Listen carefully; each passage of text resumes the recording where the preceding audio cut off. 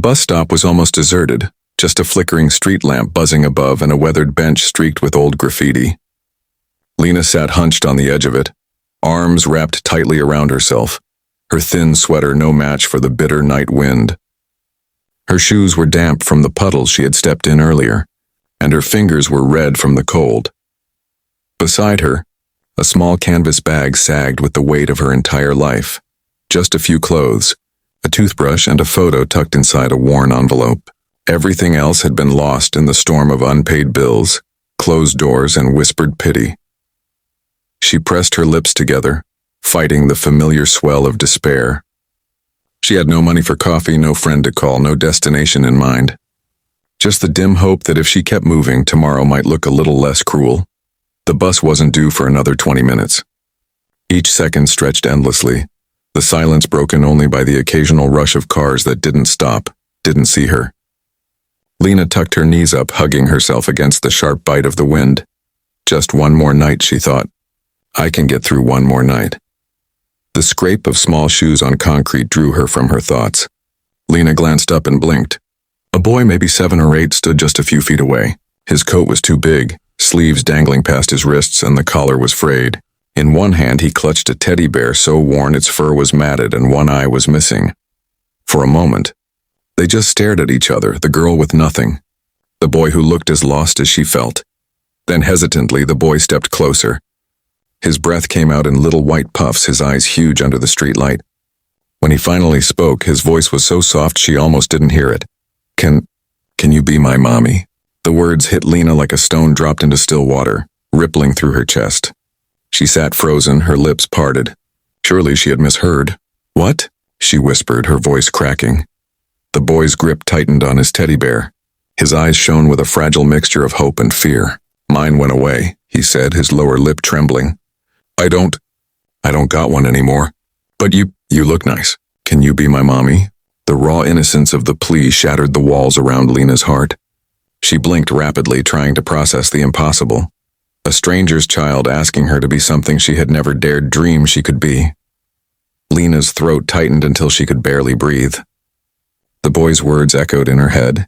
Can you be my mommy? So simple, yet so heavy.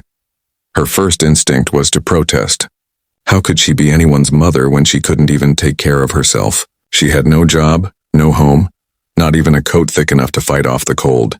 She was adrift, broken in ways she didn't dare admit. But when she looked at him again, at the way he hugged his ragged teddy bear like it was his only lifeline, at the tremor in his small voice, something inside her cracked wide open. He wasn't asking for toys or money or even a warm house. He was asking for someone to stay. Her eyes stung with unshed tears. She crouched down slowly until her face was level with his. The street lamp buzzed overhead, casting a pale circle of light around them as if the world had shrunk to just the two of them on that lonely sidewalk. I don't have much, she whispered, her voice trembling. She tried to smile, though her lips quivered. I don't even know where I'm going tonight. The boy's chin dipped, and for a moment she thought she had broken him too.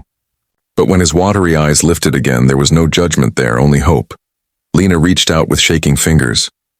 But I can sit with you, and I can hold your hand if you want. The boy hesitated for only a second before slipping his tiny fingers into hers. His hand was small but warm, clinging to her as though afraid she might disappear.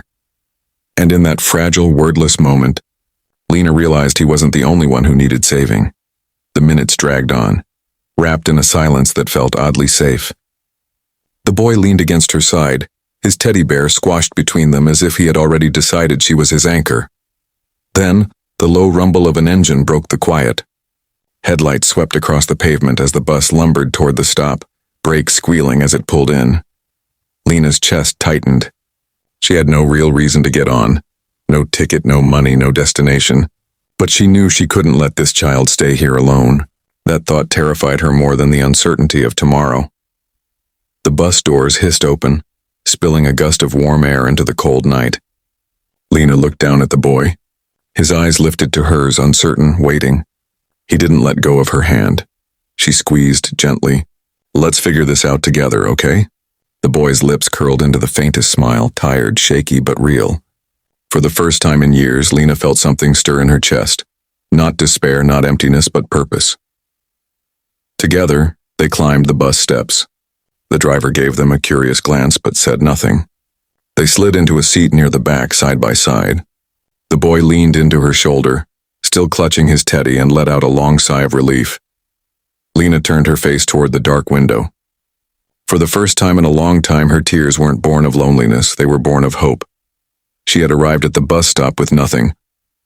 But as the bus pulled away into the night, she realized she no longer felt empty. Because somehow, impossibly, she and the boy had found each other.